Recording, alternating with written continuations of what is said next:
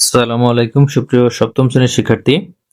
আজকে আমরা তোমাদের দ্বিতীয় অধ্যায় অনুসরণী 2.1-এর 3 নম্বর প্রশ্নের সমাধান করব।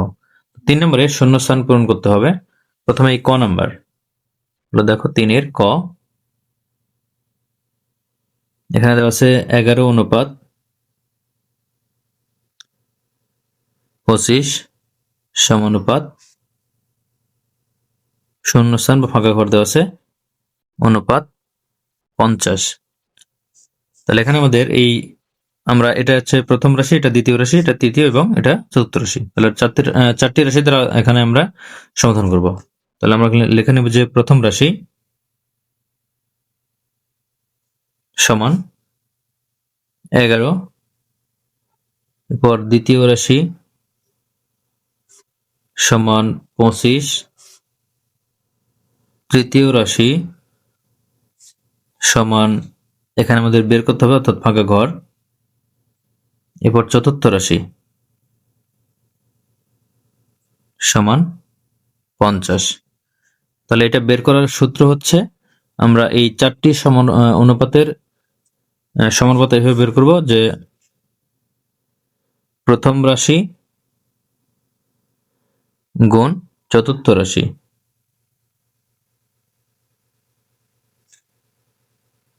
সমান দ্বিতীয় রাশি গুণ তৃতীয় রাশি।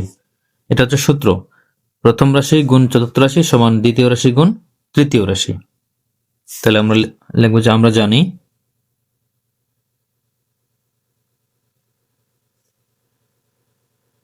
প্রথম রাশি গুণ চতুর্থ রাশি সমান দ্বিতীয় রাশি গুণ তৃতীয় রাশি। তাহলে আমাদের বের করতে হবে কিন্তু তৃতীয় রাশি, দেখো প্রথম দ্বিতীয় তৃতীয় রাশি বের করতে হবে। তাহলে আমরা প্রথম রাশির মান এখানে বসাবো, প্রথম রাশি 11 গুণ দ্বিতীয় রাশি হচ্ছে 25 সমান চতুর্থ রাশি, দুঃখিত এখানে চতুর্থ রাশি হবে 50, চতুর্থ রাশি যেটা 50 সমান দ্বিতীয় রাশি 25 গুণ তৃতীয় রাশি। তাহলে তৃতীয় রাশি এখানে কিন্তু শুধু ফাঁকা ঘর আছে। এখন আমরা এই সম্পূর্ণ সাইডটা আমরা বাম পাশে নিব আর বাম পাশেটা আমরা ডান পাশে নেব, অর্থাৎ পক্ষান্তর করব। তাহলে এখানে দেখো 25 গুণ শূন্যস্থান সমান 11 গুণ 50। তাহলে এবার আমরা ফাঁকা ঘর বাম পাশে রেখে আমরা এই 25 যত ফাঁকা সাথে গুণ আছে আমরা এটা ডান পাশে ভাগ করে দেব। তাহলে ফাঁকা ঘর সমান 11 গুণ 50 ভাগ 25, এখানে গুণ ছিল ভাগ, তাহলে 25 দ্বারা 50কে ভাগ করলে 2 হয়, তাহলে 11 এবং 2 গুণ করলে হবে 22। তাহলে বা এখানে ফাঁকা ঘর এর মান হবে 22। সুতরাং আমরা এভাবে লিখতে পারি যে অ্যান্সারটি হবে এরকম 11:25 সমানুপাত, এখানে ফাঁকা ঘরের মান 22:50 অ্যান্সার। এখন খ নম্বর, তো দেখো খ নম্বর দেওয়া আছে 7 অনুপাত ফাঁকা ঘর সমানুপাত 8:64। তাহলে এখানে প্রথম রাশি সমান 7, দ্বিতীয় রাশি সমান শূন্যস্থান বা ফাঁকা ঘর তৃতীয় রাশি সমান 8 এবং চতুর্থ রাশি 64। তাহলে আমরা জানি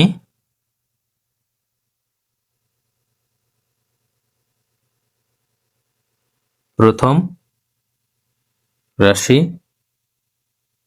গুণ চতুর্থ রাশি সমান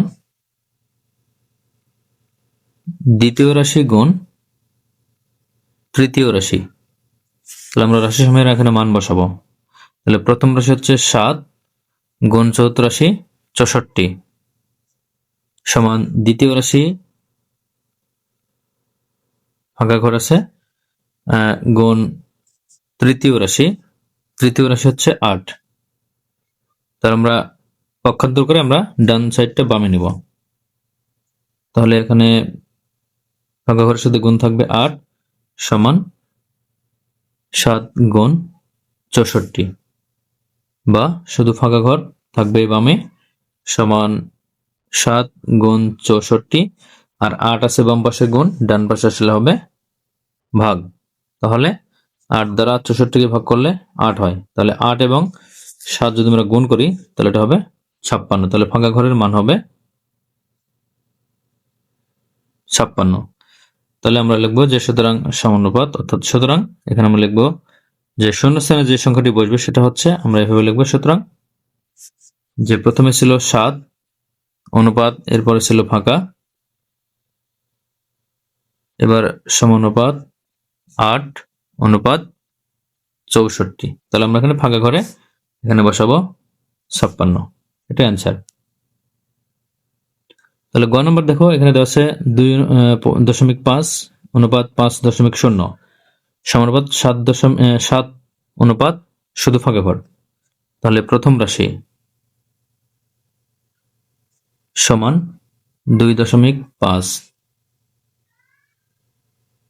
দ্বিতীয় রাশি সমান 5.0, এবার তৃতীয় রাশি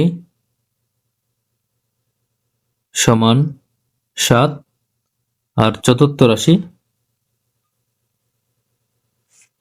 সমান শূন্যস্থান। তাহলে এখানে আমরা লিখবো যে আমরা জানি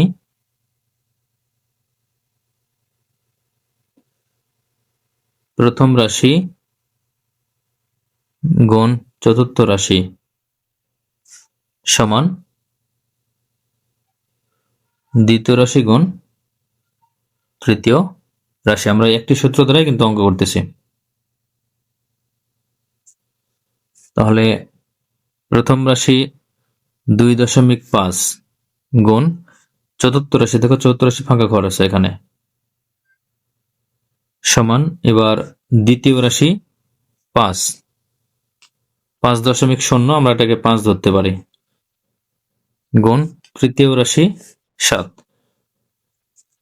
তাহলে বা এখানে দেখো ফাঁকা ঘর বামেই আছে, তাহলে আমরা এখানে বামে রেখে দেব, সমান 5.0 গুণ 7 ভাগ 2.5, এখানে গুণ ছিল এপাশে ভাগ। তাহলে আমরা 2.5কে 5.0 দ্বারা ভাগ করলে এখানে আসবে 2। তাহলে 2 এবং 7 যদি গুণ করা হয় তাহলে এই ফাঁকা ঘরের মান আসবে 14। তাহলে সুতরাং আমরা এই অনুপাতটি এভাবে হবে 2.5 অনুপাত 5.0 সমানুপাত 7 অনুপাত, এখানে ফাঁকা ঘর ছিল, ফাঁকা ঘরের মান 14, তাহলে এখানে বসবে 14। তাহলে আমাদের শূন্যস্থান পূরণ হয়ে গেল। এখন ঘ নাম্বার দেখো, ঘ নাম্বার আছে 1/3 অনুপাত 1/5 সমানুপাত ফাঁকা ঘর অনুপাত 7/10। তাহলে প্রথম রাশি সমান 1/3, দ্বিতীয় রাশি সমান 1/5,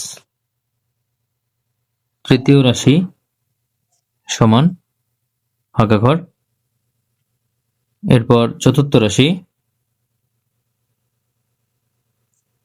সমান 7/10। তাহলে আমরা জানি প্রথম রাশি গুণ চতুর্থ রাশি সমান দ্বিতীয় রাশি গুণ তৃতীয় রাশি। তাহলে প্রথম রাশি হচ্ছে 1/3 গুণ চতুর্থ রাশি 7/10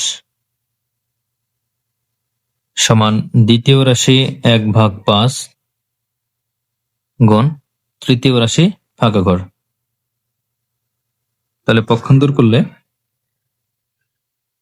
1/5 গুণ ফাঁকা ঘর বামে আসবে,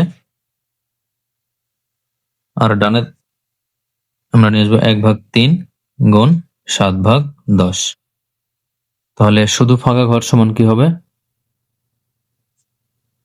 1/3 গুণ 7/10। এখানে 5 দেখো 5 ভাগ আছে, এই 5কে আমরা ডান পাশে গুণ করে দিব, অথবা আমরা এই ভগ্নাংশ 1/5 আছে, আমরা এই ভগ্নাংশ ডান পাশে নিয়ে গেলে আমরা উল্টে দেব। তাহলে এখানে হবে কি 5/1। বামের ভগ্নাংশ ডানে গেলে সেটা উল্টে যাবে, বা ডানেরটা বামে আসলে কিন্তু উল্টে যাবে। ছিল 1/5 হয়েছে 5/1। তাহলে 5 দ্বারা 10কে ভাগ করলে 2।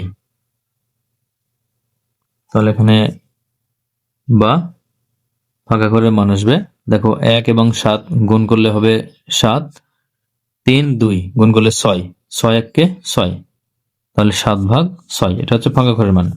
তাহলে সুতরাং আমাদের যে সমানুপাত ছিল 1/3 অনুপাত 1/5 সমানুপাত, এখানে ছিল ফাঁকা ঘর,